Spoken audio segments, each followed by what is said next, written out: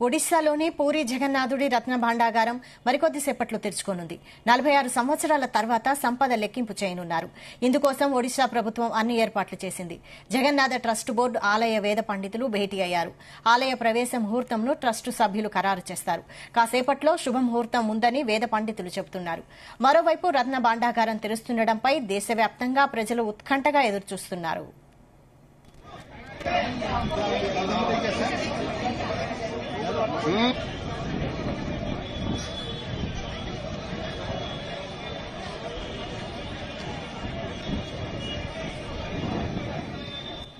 ఒడిశాలోని పూరి జగన్నాథుడి రత్న భాండాగారం తెరవాలని జస్టిస్ బిశ్వనాథ్ రథ్ అధ్యక్షతన తన 16 మందితో ఏర్పాటు చేసిన కమిటీ నిర్ణయం తీసుకుంది.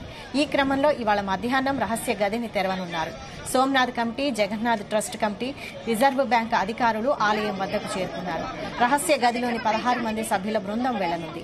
నిపుణుల పర్యవేక్షణలో రత్న భాండాగారాన్ని అధికారులు తెరవనున్నారు.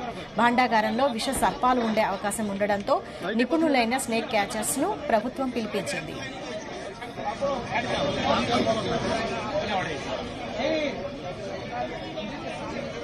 ఇదే అంశంపై మరిన్ని అప్డేట్స్ మా ప్రతినిధి శ్రీచరణ్ అందిస్తారు. శ్రీచరణ్. వైశాలి, ఒడిశాలోని పూరి జగన్నాథుడి రత్న భాండాగారం మరికొద్ది గంటల్లో కూడా తెలుసుకోనుంది. 46 సంవత్సరాల తర్వాత కూడా సంపత్ లెక్కింపు కూడా చేయనున్నారు. ఇందుకోసం ఒడిశా ప్రభుత్వం అన్ని ఏర్పాట్లు చేసింది. జగన్నాథ ట్రస్ట్ బోర్డు తో పాటు ఆలయ వేద పండితులు కూడా భేటీ అయ్యారు. ఈ రోజు ఉదయం ఆలయ ప్రవేశ ముహూర్తంలో ట్రస్ట్ సభ్యులు ఖరారు చేస్తారు.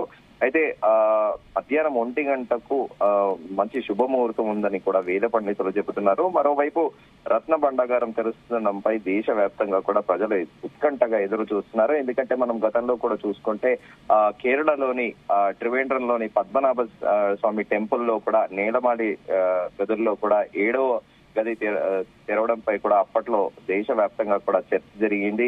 అటు ట్రావెన్కోర్ సభ్యులు ఎవరైతే ఉన్నారో ఆ రాజపోషకుల ఆ దేవాలయానికి సంబంధించి సుప్రీంకోర్టు వరకు కూడా వెళ్లిన విషయం తెలిసిందే. దాంట్లో గతంలో కూడా సిద్ధులు అలాగే దాంతో పాటు ఋషులు కూడా అందరూ కూడా మంత్రించి దానికి నాగమంత్రాన్ని జపించి కూడా ఉన్నారు. ఎవరైనా తెరిస్తే కూడా అది గతంలో కూడా దానిపైన విస్తృత స్థాయిలో చర్చ జరిగింది. ఒకవేళ ఆ 7వ గదిని తెరిస్తే దేశవ్యాప్తంగా కూడా అల్లకల్లోలమయ్యే అవకాశం ఉంది, సునామీ వచ్చే అవకాశం ఉందని కూడా వివిధ వాదనలు కూడా వినిపించాయి. ఎందుకంటే ఆ మంత్రసిద్ధి, ఆ మంత్రం ఎవరైతే పూర్వీకులు 500-600 సంవత్సరాల కిందట చెప్పించి ఉంచారో అక్కడ సర్పాలు ఉన్నాయని, ఆ సర్ప మంత్రం తెలిసిన వారే దాన్ని ఓపెన్ చేసే అవకాశం ఉందని కూడా మనం అందరం కూడా చూసాము. విస్తృత స్థాయిలో కూడా చర్చ జరిగింది. ఈ రోజు ఒడిశాలోని పూరి జగన్నాథుడి రత్న భాండారం తెరవాలని కూడా జస్టిస్ విశ్వనాథ్ అధ్యక్షతన కూడా 16 మందితో ఏర్పాటు చేసిన కమిటీ నిర్ణయం తీసుకుంది.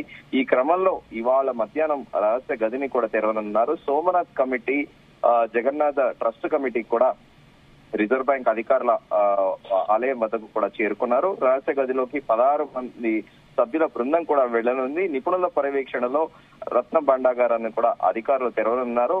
భాండాగారంలో విష సర్పాలు ఉండే అవకాశం ఉండడంతో నిపుణులైన స్నేక్ క్యాచర్స్ ని కూడా ప్రభుత్వం పిలిచింది. ఆభరణాల నిల్వ గది రత్న భాండార్ని దాదాపు 40 సంవత్సరాల తర్వాత కూడా లెక్కించబోతున్నారు.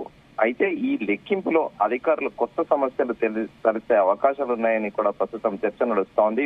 భాండాగారంలో విష సర్పాలు ఉండొచ్చన్న వార్తలు కూడా వినిపిస్తున్నాయి.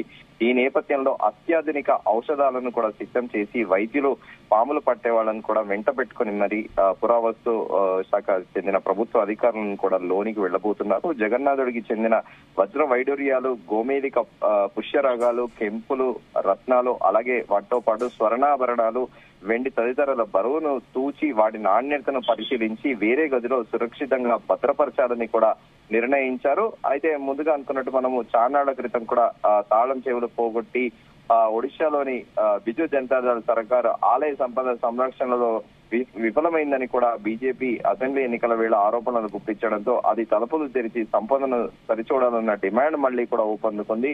1978లో గదిని తెరిచి ఆభరణాలు, వెండి, బంగారు నిల్వలను లెక్కించి మళ్లీ పొడవాటి చెక్క పెట్టెల్లో కూడా భద్రపరిచారు. ఆనాడు అన్నింటినీ లెక్కించడానికి సుమారు 70 రోజులు కూడా పట్టింది. గదిలో 180 రకాలకు చెందిన అమూల్యమైన ఆభరణాలు స్వామి వారికి ఉన్నట్లు కూడా అప్పట్లో కూడా తెలిసింది. స్వచ్ఛమైన పసిడి ఆభరణాలు 74 రకాలు ఉన్నాయి. ఒక్కొక్కటి 100 తులాలు బరువైన పురాతన ఆభరణాలు ఉన్నాయనేది కూడా ఒక రిపోర్ట్ అయితే ఉంది. చివరిసారిగా 1978లో సంపద లెక్కించారు. అయితే జీర్ణావస్థకు చేరిన కొన్ని ఆభరణాలు రిపేర్ పనుల కోసం కూడా 1985 జూలై 14న తేదీన కూడా గది తెరిచారు. అప్పుడు 9 గదులకు సంబంధించి కూడా ప్రస్తుతము 9 గదులకి 9 అడుగుల పొడవు 3 అడుగుల ఎత్తున్న 15 చెక్క పెట్టెల్లో కూడా ఆభరణాలు జాగ్రత్తగా పరిచారని కూడా వెలకట్టలేని ఆభరణాలతో పాటు ఎంతో బంగారం వెండి నిల్వలు కూడా గదిలో దాచారు. పెద్ద సింహాసనము ఉత్తర భారత భక్తులు జగన్నాథ బలభద్రులకు సమర్పించిన అరటి పువ్వు ఆకృతి చెవిదిద్దులు ఇలా ఎన్నో విభిన్న ఆభరణాలు కూడా అక్కడ ఉన్నాయని కూడా గతంలో కూడా ఒక రిపోర్ట్ అయితే ఇచ్చారు.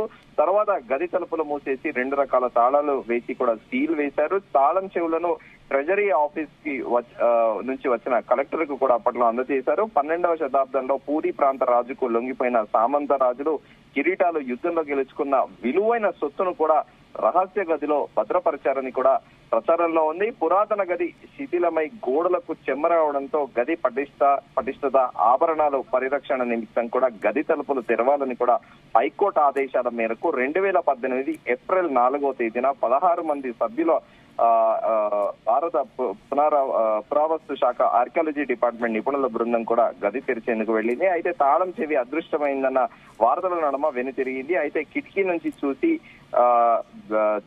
గది గోడలు దెబ్బతిన్నట్లు కూడా పైకప్పు పైపెచ్చులు ఊడినట్లు కూడా నిర్ధారించుకున్నారు. ఈ తతంగం అంతా కూడా 40 నిమిషాల్లో ముగిసింది.